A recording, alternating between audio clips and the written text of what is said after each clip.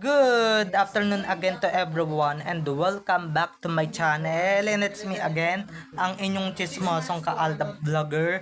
Gusto ko muna ulit magpasalamat sa inyong lahat sa mga walang sawa na tumatangkilik, nanonood, sumusuport at sumusubaybay ng mga content ko here on my YouTube channel. So wag ninyong babaktawan o lalaktawan tong ating content ngayong araw. I'm sure na hindi ninyo pagsisisihan na pinanood nyo ito mula umpisa hanggang hulihan. And syempre, huwag ninyong kalimutan na i-share itong ating video at palaganapin ito ngayong araw. So, dumako na tayo sa ating main topic for today's video.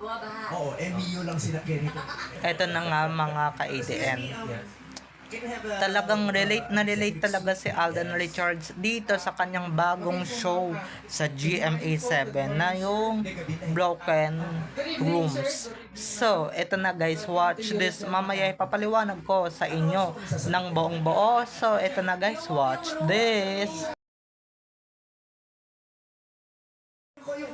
If you see the previous video, so eto na, dumako na tayo sa ating main topic for today's video. Let's start talking to our topic for today. Here is it mga ka-ADN. Alden said that in an interview he wasn't able to finish his school or finish school. Maski nga hindi siya nakatungtong yata ng college he not finish college, or he's not up in college. I remember that. And kahit ganon, he wasn't able to go to school kasi because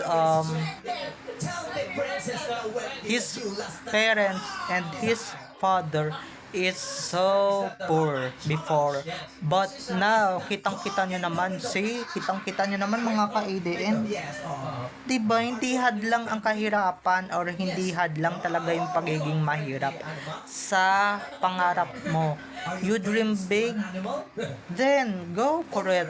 Hindi hadlang yung status mo sa buhay kung mayaman ka man or hindi.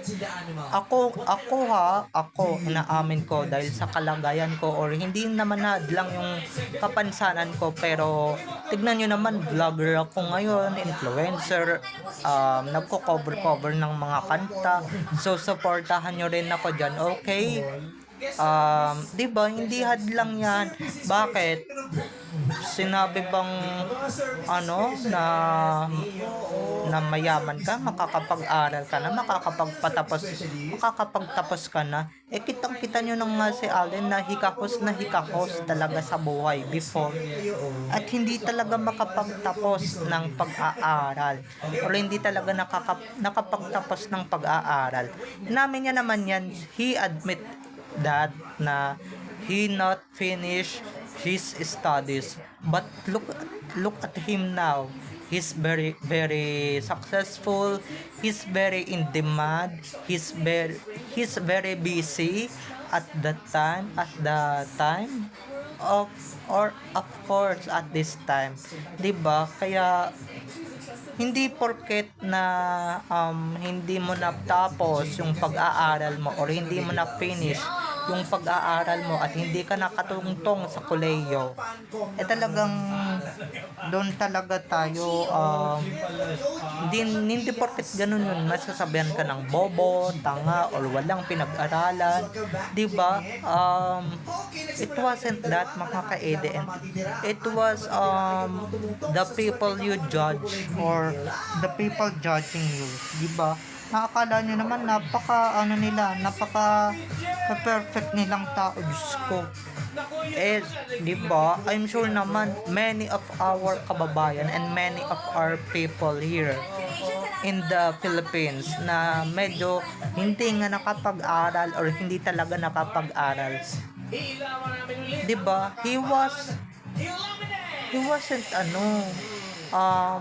wasn't really want, or he want to go to school, he finish college, cause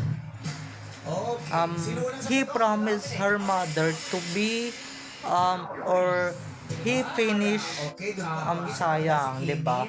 Malaking regret talaga yan. Pero tignan nyo naman sa isang kagaya ni Alden, hindi siya nangihinayang because his mother's dream is to pour, di ba, yung pangarap ng nanay niya is to pursue his showbiz career. Tignan nyo naman ngayon kahit, di ba, ano lang yung natapos niya, high school.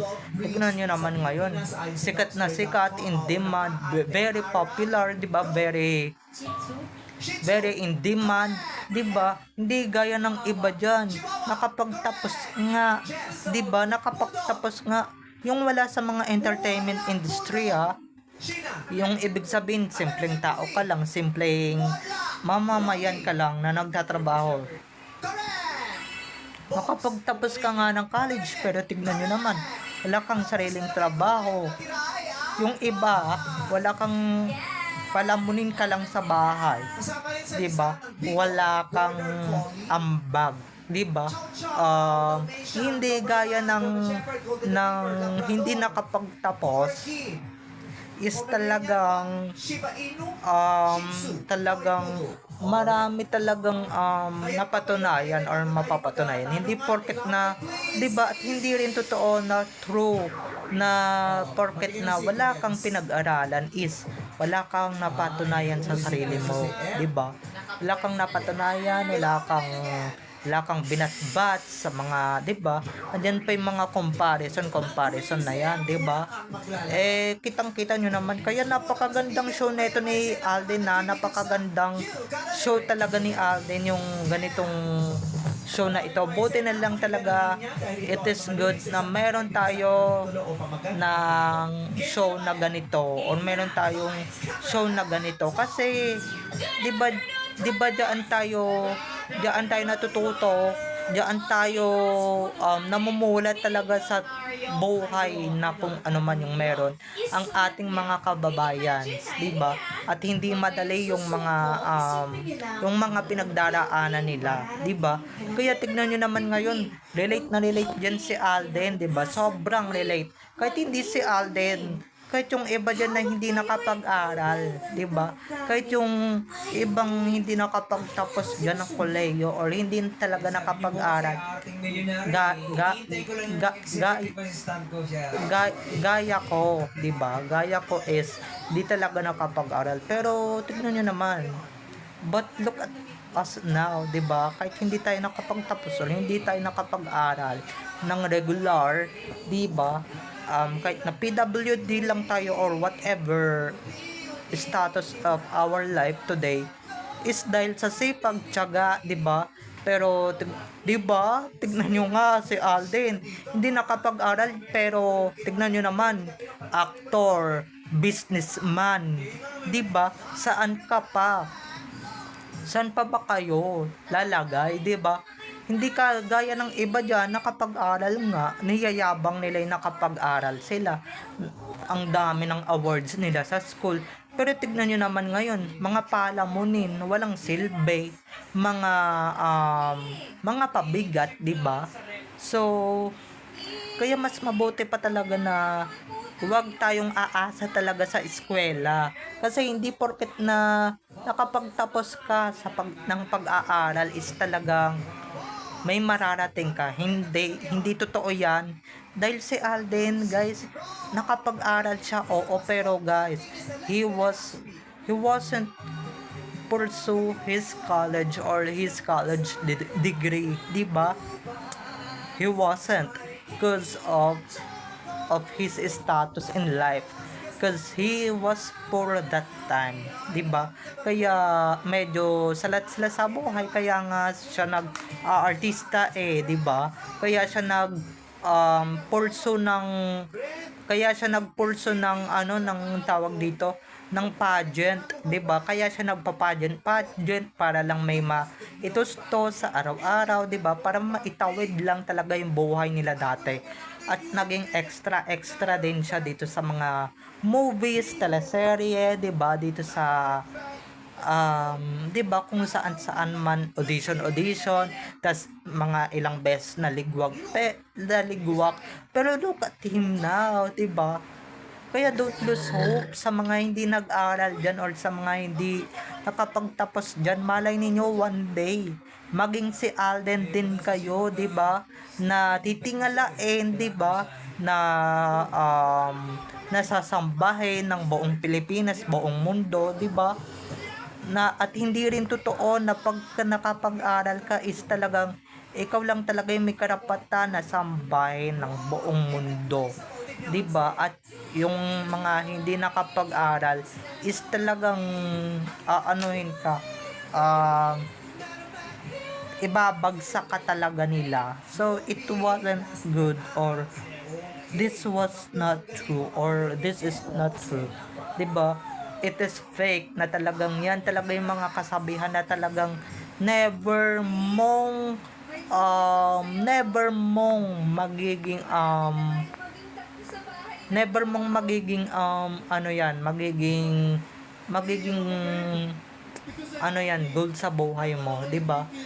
um 'Di ba, ang sarap, 'di ba, sipag at tiyaga lang naman talaga yung puhunan ni Alden, pero talagang, 'di ba, i-bonus na lang natin yung diploma kung sakaling nagkaroon siya ng diploma, pero sa kasamaang palad dahil nga sa kahirapan niya, 'di ba, never siyang naging degree holder, 'di ba? Never siya naging college degree holder, or never niyang natupad yung kanyang pangarap ng maging piloto. Pero tignan niyo naman, look at his now, or 'di ba, look at him now.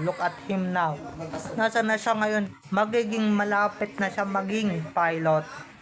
'Di ba? Malapit na siya maging piloto. Yung pinapangarap niya dati na maging piloto is talagang malapit niya nang matupad. See, 'di ba? That's the inspiration of his story. Nakaka-inspire, 'di ba? Sa kabila ng lahat na pangungutya, 'di ba, pang-aalipusta, pagiging ganito, ganyan, 'di ba? Kaya sobrang relate talaga ako kay Alden, 'di ba? Na sobra, kahit na hindi nakapag-school or hindi siya nakapagtapos, magkaiba man kami. Kasi siya normal, ako hindi, or hindi nakakapaglakad. Is talagang hindi talaga hadlang yung kung ano man yung ano sa amin, 'di ba? Si Alden hindi nakapagtapos ng college. Or hindi nakatungtong ng college. Ako, hindi naman ako nakapag-aral kasi nga I'm a PWD, 'di ba? Pero hindi naging hadlang 'yon, 'di ba? Para matupad mo yung pangarap mo, matupad mo lahat ng goals mo sa buhay. Okay, mga ka-ADN, baka nga yung mga nag-aaral diyan ngayon, 'di ba? Minamalit na kayo ngayon ng mga dating minamalit ninyo na hindi nag-aral at hindi nakapagtapos ng pag-aaral. Sila ngayon yung napakataas ang lipad. Sila ngayon yung napakataas talaga ng lipad, at sila ngayon yung napaka-successful. 'Di ba, mga ka-ADN? Okay? So, bye-bye na mga ka-ADN. I love you all. Have a nice day. Keep safe and God bless everyone. Bye-bye. I love you all. Enjoy watching. Don't forget to subscribe to my YouTube channel, and syempre, don't forget to click the notification bell para pag nag-upload ako, kayo agad ang unang-unang manonotify sa aking mga susunod pang i-upload ng mga videos. Okay? So, bye-bye na mga ka-ADN. I love you all. Have a nice day. Keep safe and God bless everyone. Bye-bye. I love you all. Enjoy watching. Bye-bye.